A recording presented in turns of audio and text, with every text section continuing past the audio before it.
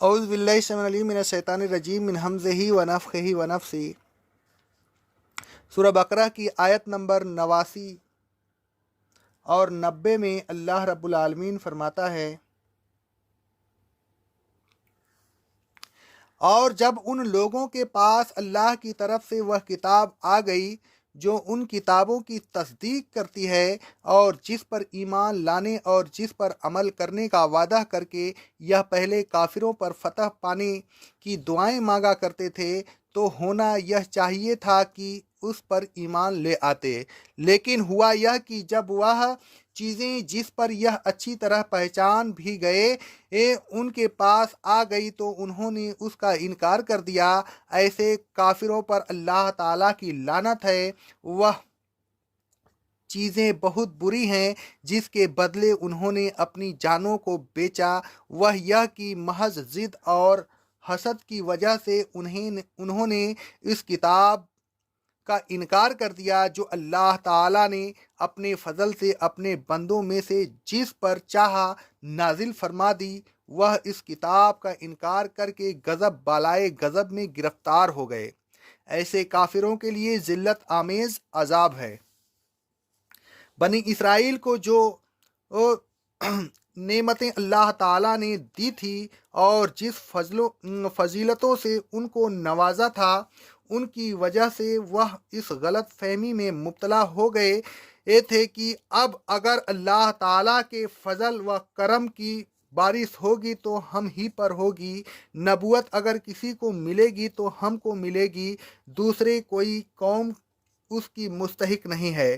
لیکن جب اللہ تعالیٰ نے اپنے فضل سے بنی اسماعیل میں سے محمد رسول صلی اللہ علیہ وسلم کو نبوت عطا فرمائی تو انہیں یہ بات ناگوار گزری، انہیں بنی اسماعیل سے حسد پیدا ہو گیا۔ حسد کی آگ میں وہ اس قدر جلے کہ حق کو پہچاننے کے باوجود انہوں نے حق کا انکار کر دیا، حالانکہ ایک وقت وہ تھا جب وہ اسی حق کے واسطے اور وسیلے سے اللہ تعالیٰ سے فتح و نصرت کی دعائیں مانگا کرتے تھے۔ قرآن مجید نازل ہوا۔ قرآن مجید نے بنی اسرائیل کی کتاب کی تصدیق کی۔ یہ بات بنی اسرائیل کے لیے خوش کن ہونی چاہیے تھی۔ یہ مزید برآں قرآن مجید کے وہ منتظر تھے اس پر ایمان لانے اور اس پر عمل کرنے کا عہد کر کے کافروں کے مقابلہ میں فتح کی دعائیں مانگا کرتے تھے۔ قرآن مجید کے علامات سے بھی وہ واقف تھے۔ ان علامات کو دیکھ کر وہ قرآن مجید کو پہچان بھی گئے تھے، لیکن ان تمام باتوں کے باوجود انہوں نے قرآن مجید کا انکار کیا اور اللہ تعالیٰ کی لعنت کے مستحق ہو گئے۔ وہ نہیں چاہتے تھے کہ اسلام قبول کر کے جان کو خطرہ میں ڈالیں اور اپنے اعجاز کو دوسری قوم میں منتقل ہوتا ہوا دیکھ کر اپنی ذلت کو آرا کر لیں، لہٰذا انہوں نے اسلام کا انکار کیا اور اسلام کا انکار کر کے انہوں نے اپنی جانوں کا سودا کر لیا، اپنی جانوں کو دوزخ کے حوالے کر دیا اور اس کے بدلے میں دنیا خرید لی۔ اللہ تعالیٰ فرماتا ہے، جس دنیا کے بدلہ انہوں نے اپنی جانوں کو تباہی میں ڈال دیا، وہ دنیا کے حق میں بہت بری ہے۔ نبوت اللہ تعالیٰ کا ایک فضل ہے، وہ اپنا فضل اپنے بندوں میں سے جس کو چاہتا ہے عطا فرماتا ہے۔ اس کے فضل پر کسی قوم کا ٹھیکہ نہیں ہے اور نہ نبوت کسی خاص قوم کی میراث ہے۔ بنی اسرائیل نہیں چاہتے تھے کہ نبوت کسی دوسرے خاندان میں چلی جائے، لیکن اللہ تعالیٰ نے ان کی خواہش اور حسد کی کوئی پرواہ نہیں کی، نبوت ان کے خاندان سے چھین کر دوسرے خاندان کو دے دی۔ اللہ تعالیٰ اپنا فضل جس پر چاہتا ہے نازل فرماتا ہے، اس کے فضل کو کوئی روک نہیں سکتا۔ اللہ تعالیٰ فرماتا ہے سورہ الحدید کی آیت نمبر 28 اور 29 میں، اے ایمان والوں، اللہ سے ڈرو اور اس کے رسول پر ایمان لاؤ۔ اگر تم ایسا کرو گے تو اللہ تم کو دگنی رحمت سے نوازے گا، تمہارے لیے روشنی کر دے گا، جس میں تم چلو گے تم کو بخش دے گا، اور اللہ بڑا بخشنے والا مہربان ہے۔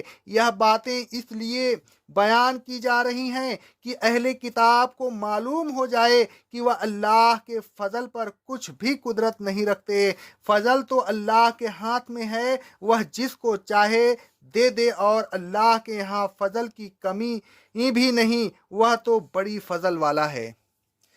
بنی اسرائیل نے محض حسد کی وجہ سے رسول صلی اللہ علیہ وسلم کی نبوت کا انکار کیا، حق کا انکار، اور وہ بھی محض ضد، بغض، ہٹ دھرمی اور حسد کی بنیاد پر۔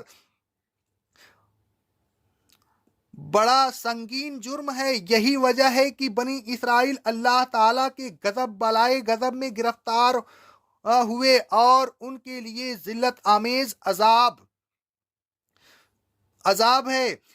بنی اسرائیل کے حسد کا ذکر کرتے ہوئے اللہ تعالیٰ فرماتا ہے سورہ نساء کی آیت نمبر 54 میں، کیا بنی اسرائیل لوگوں سے اس بات پر حسد کر رہے ہیں کہ اللہ نے ان لوگوں کو اپنے فضل سے نوازا ہے اور بنی اسرائیل کو مجرم کر دیا؟ آگے اللہ رب العالمین فرماتا ہے سورہ بقرہ کی آیت نمبر 109 میں، اے ایمان والوں، اگرچہ اہل کتاب پر حق ظاہر ہو چکا ہے، تاہم ولی حسد کی وجہ سے ان میں سے بہت سے لوگوں کی یہ خواہش ہے کہ کسی طرح تم کو ایمان لانے کے بعد پھر کافر بنا دیں۔ مندرجہ بالا آیتوں میں بنی اسرائیل کے حسد کا واضح ثبوت ہے۔ اے لوگوں، حق کا کبھی انکار نہ کیجیے۔ ہر دھرمی اور آپس کی ضد کی وجہ سے حق کو نہ ٹھکرائیے۔ حق کسی قوم کی یا جماعت کی میراث نہیں، یا تو اللہ تعالیٰ کا فضل ہے، وہ جس کو چاہے دے دے، لہذا حق کو حاصل کیجیے خواہ وہ کسی کے پاس ملے۔ حق کو جانیے اور پہچاننے کے بعد اپنے فرقہ وارانہ مذاہب پر نہ اڑے رہیے۔ اپنے مذہب اور نظریہ کو حق پر قربان کر دیجیے۔ قرآن مجید و حدیث حق اور معیار حق ہے۔ اس معیار پر اپنے مذاہب اور نظریات کو پرے کر دیجیے۔ اگر وہ اس معیار حق پر پورے اترتے ہیں تو انہیں اختیار کیجیے اور نہ مسترد کر دیجیے۔ ایمان اسی کا نام ہے۔ اپنی ذات، اپنے خاندان اور اپنے ملک پر فخر نہ کیجیے۔ اپنی ذات، اپنے خاندان اور اپنے ملک کو بڑائی اور فضیلت کا ٹھیکیدار نہ سمجھیے۔ رسول اللہ صلی اللہ علیہ وسلم فرماتے ہیں، صحیح مسلم کی حدیث ہے، بے شک اللہ تعالیٰ نے مجھ پر وحی بھیجی ہے کہ تم لوگ تو واضح اختیار کرو یہاں تک کہ کوئی شخص کسی دوسرے شخص پر فخر نہ کرے۔ اے لوگوں، حسد نہ کیجیے، حسد بہت بری چیز ہے۔ رسول اللہ صلی اللہ علیہ وسلم فرماتے ہیں، صحیح بخاری صحیح مسلم کی حدیث ہے، آپس میں ایک دوسرے سے حسد نہ کرو۔ اللہ تعالی ہمیں اپنے بھائیوں سے اور تمام لوگوں سے حسد نہ کرنے کی توفیق عطا فرمائے، اور آپس میں محبت اور خلوص کے ساتھ خندہ پیشانی سے پیش آنے کی توفیق عطا فرمائے۔ اقول قولی ھذا، استغفر اللہ، استغفر اللہ، استغفر اللہ۔